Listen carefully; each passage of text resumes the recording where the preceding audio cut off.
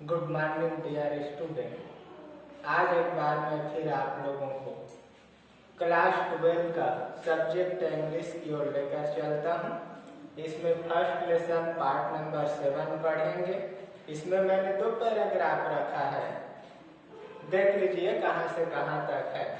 Then from 1 से लेकर even the pigeon, यहाँ तक तो पहले स्टडी करते हैं किस प्रकार से उच्चारण करना है, ध्यानपूर्वक देख लीजिए।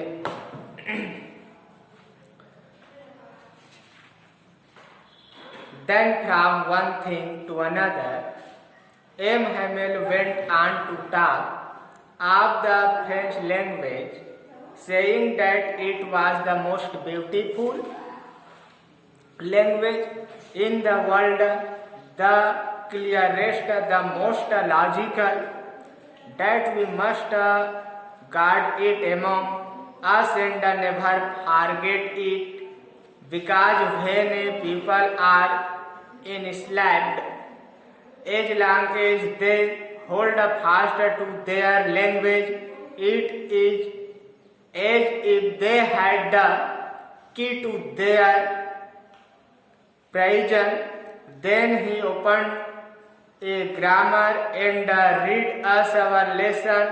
I was amazed to see how well I understood it.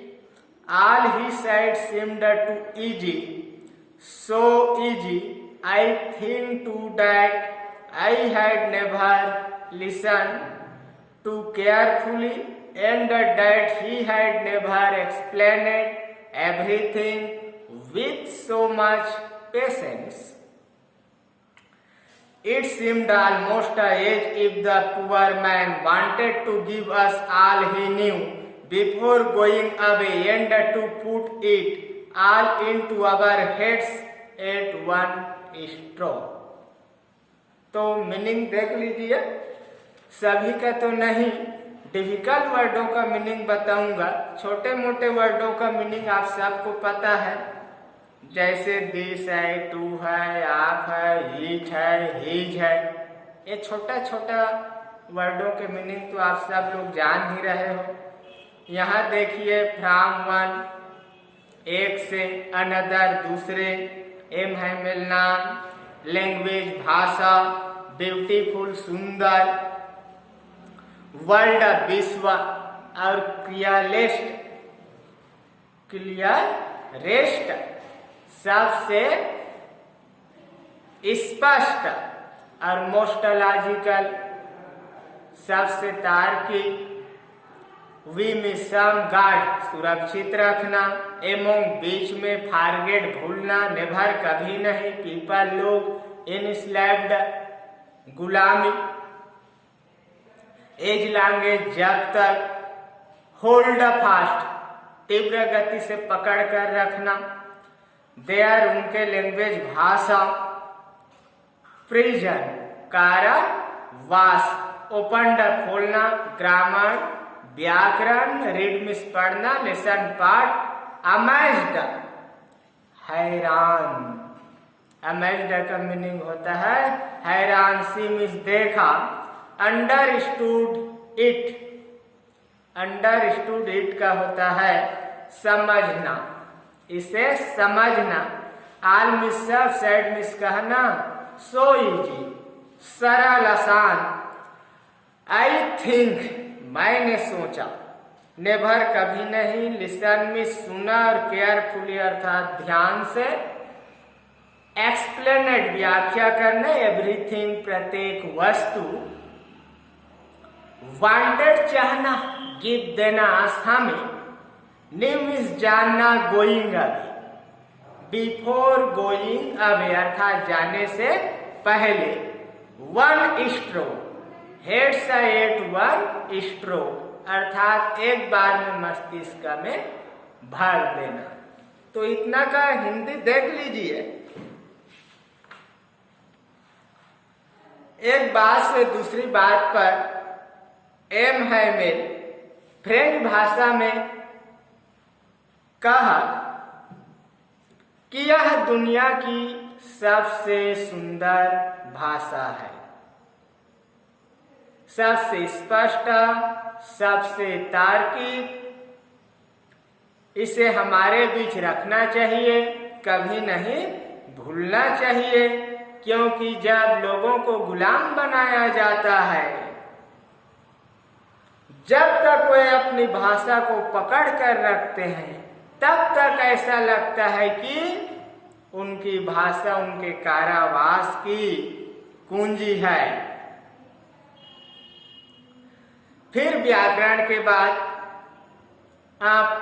फिर एम हैमेल ने व्याकरण खोली और व्याकरण के बाद लेखन में हमें सीख मिला। मैं यह देखकर हैरान था कि मैं कभी इतनी अच्छी तरह नहीं समझा था जो इसे अभी समझा। कहने का तात्पर्य है प्यारे कि मैंने इसे इतनी अच्छी तरह से समझा।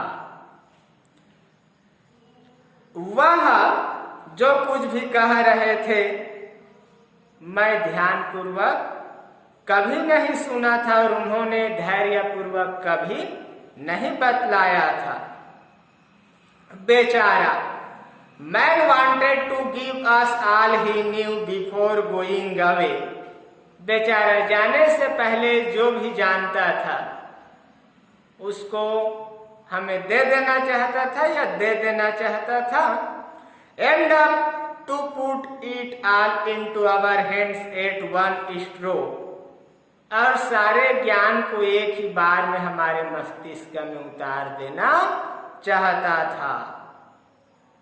अगला पैराग्राफ देखिए प्यारे। After the grammar we had a lesson in writing. That day M. Hamel had new copies for us, written in a beautiful round hand, France Alsace, Fran Alsace। After माने के बाद, ग्रामर मीन्स व्याकरण, we means some, lesson means पाठ और writing means लिखना। व्याकरण के बाद लेखन में हमें सीख मिली। That day, उस दिन, एम हैमेल नाम है, न्यू कॉपीज नए कापियां, फार के लिए और अस हमारे, राइटन लिखावट, इन मिस में और ए ब्यूटीफुल राउंड एक सुंदर घुमावदार लिखावट, beautiful round hand. France Alsace, फ्रान Alsace अर्थात देश का नाम लिखा था। देख लीजिए ट्रांसलेशन। व्याकरण के बाद लेखन में हमें सीख मिली। उस दिन एम हैमेल के पास हमारे लिए नई कॉपियां थी जिसमें घुमावदार राइटिंग में लिखा हुआ था फ्रांस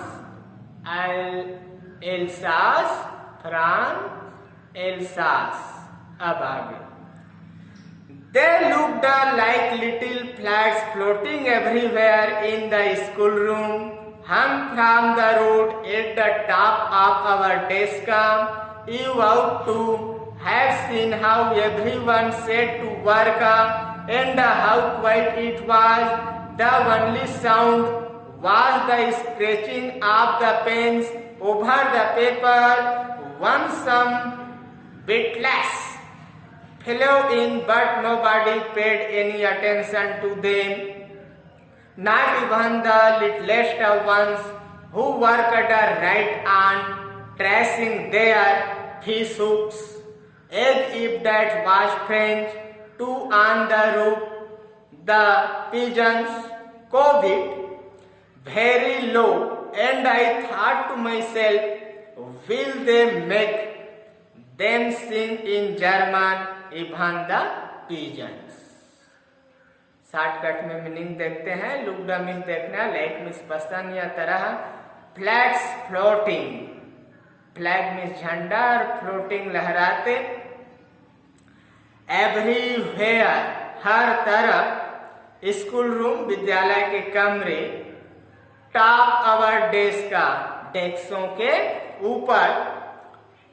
यू तुम, सीन देखना, एवरीवन प्रत्येक व्यक्ति, सेट टू वर्क, सेट माने जमकर, डटे रहकर, और वर्क मीन्स काम, कार्य, एंड मीन्स और क्वाइट मीन्स शांत, ओनली साउंड केवल ध्वनि, स्क्रैचिंग कागज के ऊपर कलम के चलने की आवाज, स्क्रैचिंग। लिटलेस्ट वन अर्थात छोटे बच्चे, अटेंशन ध्यान, वर्क राइट कार्य, फिश हुक्स अर्थात ट्रस हुक। फ्रेंच भाषा का नाम है, और पिजन्स कबूतर, कोवेड घुटुर की आवाज, मैं सेल्फ मेरा स्वयं, थर्ड विचार, सिंग माने गाना, और जर्मन मिस एक जर्मन भाषा है देश, और पिजन मिस कबूतर। तो इसका आगे ट्रांसलेशन देख लीजिए प्यारे। मैं आप लोगों को हिंदी अनुवाद की ओर लेकर चलता हूं। हमारे डेस्कों के ऊपर शब्द स्कूल के कमरे के हर तरफ छोटे झंडों से लहराते हुए दिख रहे थे। आपको यह देखना चाहिए, you ought to have seen how everyone set to work. आपको यह देखना चाहिए कि प्रत्येक लोग कैसे काम कर रहा था। And how quiet it was, और कितना शांत था। The only sound was scratching of the pens over the paper, और कागज के ऊपर कलम की चलने की मात्रा ध्वनि थी। वन सम बेटल्स फेलोइंग, एक बार कुछ घुघटियां उड़ गई, but nobody paid any attention to them, लेकिन उसके प्रति किसी ने ध्यान नहीं दिया। Not even the littlest ones, यहाँ तक कि सबसे छोटे बच्चों ने भी नहीं। And I thought to myself how will they make them sing in German,